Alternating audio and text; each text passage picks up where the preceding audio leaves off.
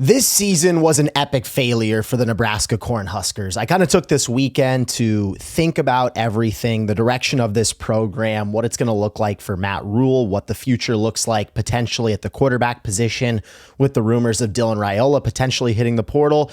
There's a lot moving forward for this Nebraska program, and I honestly view this season as a failure. Now, I know a lot of people were originally saying that this was a good year for the Cornhuskers, and I would say a month ago, I was in that same camp. You had Nebraska take a big step forward this year. It was deemed as the year 3 Matt Rule turnaround. And I myself was a part of that problem, saying that in year 3, we would see this big turnaround for Matt Rule because he had done it at Temple, he had done it at Baylor, and everything was as advertised so far in the first 2 years at Nebraska. He won that bowl game, obviously, last year. He was finally building around Dylan Raiola, and you felt like this Nebraska team was really going to take a major step forward in the right direction. And ultimately, things went south in the second half of the year. And unfortunately, that's what we've seen now, an epic collapse from the Cornhuskers in the month of November for 3 consecutive years with Matt Rule. Here I am now trying to evaluate this season as Nebraska will find out who they're going to play in their bowl game here in the next week or so. But ultimately, this was a failure of a season. You were 6-2 at one point. You got ranked inside of the top 25, and you felt like regardless of the Raiola injury, this team was moving in the right direction. But ultimately, I watched these last 2 games and said, you cannot pin 77 points given up to 2 mediocre offenses in Iowa and Penn State and possibly try and put this on Dylan Raiola's injury. Because at the end of the day, this offense was still showing some flashes of life. And although they had a true freshman starting quarterback, you can't sit here and say that this team falling off of a cliff has anything to do with Raiola's injury. Obviously, he would have suffered that leg injury that would keep him out for the entirety of the season. And yes, that would hurt Nebraska's chances to try and make a college football playoff push. They only had 2 losses, a pivotal game in Lincoln against USC where he would go down. They had a lead late in the second half, but he gets hurt and it kind of derails the season to a certain degree. But if you're Nebraska defensively, you cannot be this bad. You give up 77 points against 2 offenses that are average at best. That was the first major thing that really swayed me in the other direction. How I originally told you guys, I was in on year 3. I felt that this was a successful season, but that's why you have to close it out to the very end. And in November, this was a really, really bad stat. Matt Rule now is 2-10 in the month of November. This is the 3rd year in a row where we've seen an epic collapse from the Cornhuskers under Rule's regime. Now, you can make an excuse in year 1. Hey, he doesn't have his players fully there. He's still turning around the program.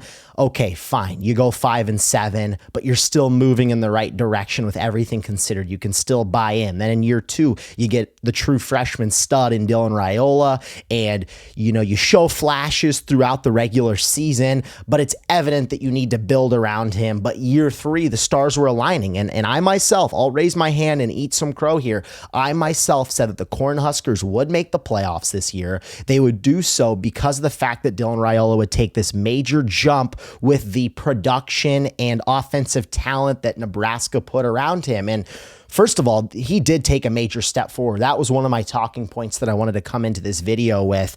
I felt that there was a lot of disrespect shown towards Raiola this season, whether it was people frustrated about his lack of mobility in the pocket, the amount of sacks that he took. At the end of the day, the offensive line was absolutely atrocious, and I understand that Latif had that really good UCLA game, and he's more mobile than Raiola, but they're 2 different players. So that was one of the major takeaways that I had. Like, this is one of the best quarterbacks in the country that has had a bad offensive line for 2 years now, that has had 2 different play callers, that has had receivers that are good, but I wouldn't say they're anything to marvel over. You look at Auburn with 2 tremendous receivers in Cam Coleman and Eric Singleton. Like, you give Dylan Raiola both of those players, and he's going to look like one of the better quarterbacks in the country. So that's one of the main takeaways that I had from this season. Nebraska cannot let number 15 walk out of the door. I know that's a big-time rumor right now, and if that is the case, it's a major hit for Nebraska. It's a major hit for everything that this team is working towards right now. But Dylan Raiola is absolutely one of the best quarterbacks in the country. Another thing I'll say that really steered me in the wrong direction was you've got to be honest with who this team played this year. They had a stupidly easy schedule, and they've had a really easy schedule now for 3 years in a row. They didn't even play one team inside of the top 20 all year long. They played Michigan tough. They would ultimately lose that game, but Michigan ended with 3 losses. You lost to USC, and I go back to the collapses. I go back to losing to the good teams every time Nebraska goes up and faces them. Rule 2-10 in the month of November. He's 0-8 against ranked teams, and he's 0-3 against Iowa. I can't overstate this enough. I felt that this was a winning season 4 weeks ago, 5 weeks ago, whatever it was. This team is 6-2. You look at this season and say, okay, we can win out. We can do this. And you completely have an epic collapse. And that's what we've witnessed with this team for 3 years now. It's unacceptable. And the cherry on top for me is that this Nebraska team has the 104th recruiting class in 2026. Coming into this year, I felt that Lincoln Riley had a lot of pressure on his job. Whenever you're at a huge university like USC, you're going to have a lot of pressure on yourself to win and win now. And he obviously was such a highly coveted coach when he went from Oklahoma to USC, and he had the great few years in the very beginning. The point I'm trying to make here is that regardless of the season that USC was going to have coming into this year, they had a good season, but regardless of what it was, they could have had a losing record and they would have kept Lincoln Riley because they have a top 3 recruiting class in the country next season. I believe it actually is number 1 in the nation.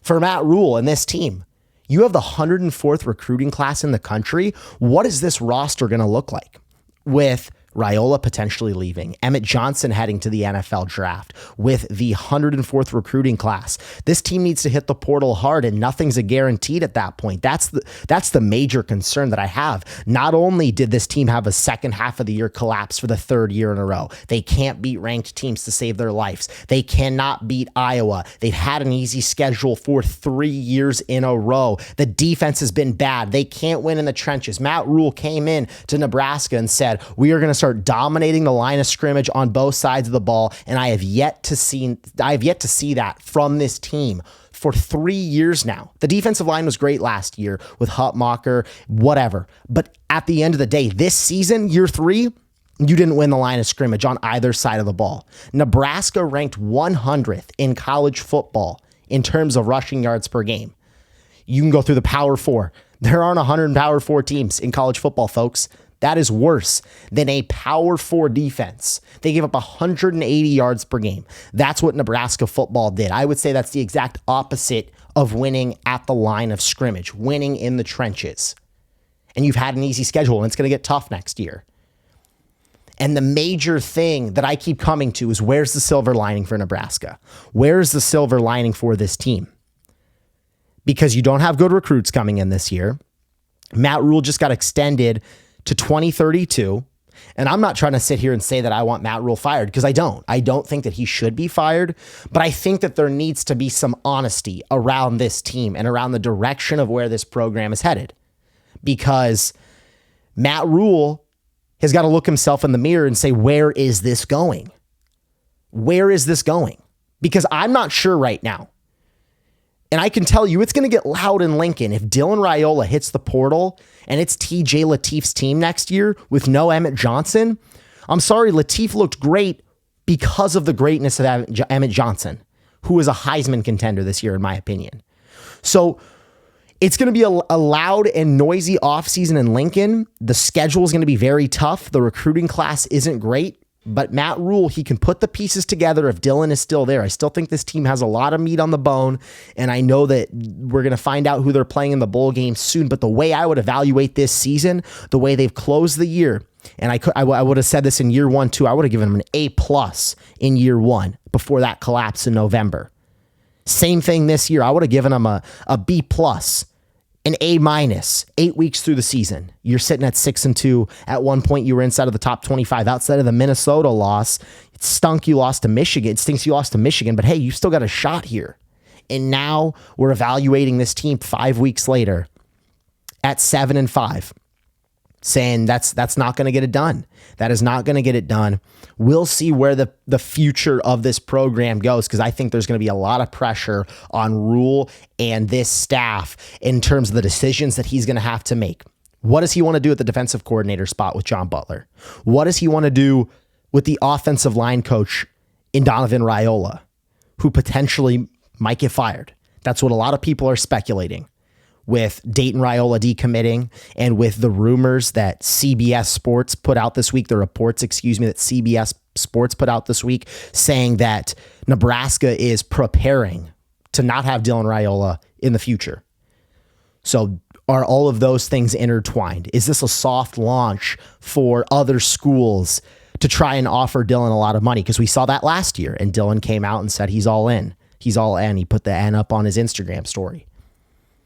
Are we going to see that again? Or is it the same carousel that we see in college football? And that's the problem with college football, to be quite honest with you. You're going to lose your players every single year.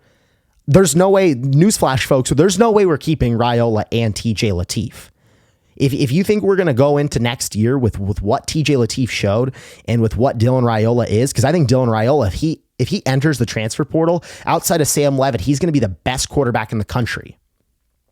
So with what TJ Lateef showed, somebody's going to come out there and offer more money than Nebraska did. He could be a starting Power 4 quarterback next year. Nebraska has a tough situation on their hands. To me, you throw the whole house. You throw the whole kitchen sink to keep Raiola, because he is one of the best quarterbacks in the country. I firmly believe that. But if this is the end of his tenure in Nebraska, it is a shame, and I really wish him the best, but we'll see what happens, because this is a huge and crucial offseason for Matt Rule, for the Nebraska Cornhuskers, and to see what this team can do. We'll find out who they're going to play in their bowl game, but ultimately, this was a very disappointing season for Nebraska. Ladies and gentlemen, thank you guys so much for tuning in. My name is Caden Kubler, and we'll see you guys later.